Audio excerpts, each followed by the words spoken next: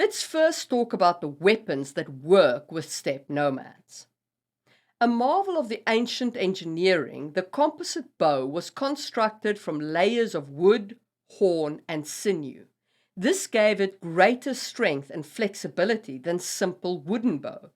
Its shorter length made it easier to handle on horseback, allowing riders to shoot even while galloping, something that requires enormous skill. But it wasn't just the bows. Steppe warriors often carried multiple types of arrows suited for different purposes, from armor-piercing bodkins to broader-bladed varieties. You could even go for fire arrows or magic arrows here. A fireball delivered by an arrow shot could be all kinds of fun and games for war. And of course, once you're past the shooting stage, you do need a sword. The preferred weapon was scimitars. These curved blades were perfect for slashing opponents while riding by at speed.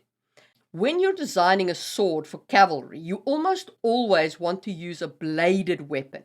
You want to be able to chop as you ride past someone, and for that, a broad-bladed weapon is better than a weapon made with a stabbing tip.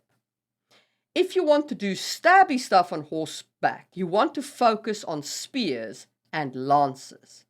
Useful for both throwing and close combat, they could be employed against foot soldiers and other cavalry. And because your warriors are mounted, the power of the horse is also behind that spear or lance, making it a very powerful strike. If you liked that clip, watch the full video right here.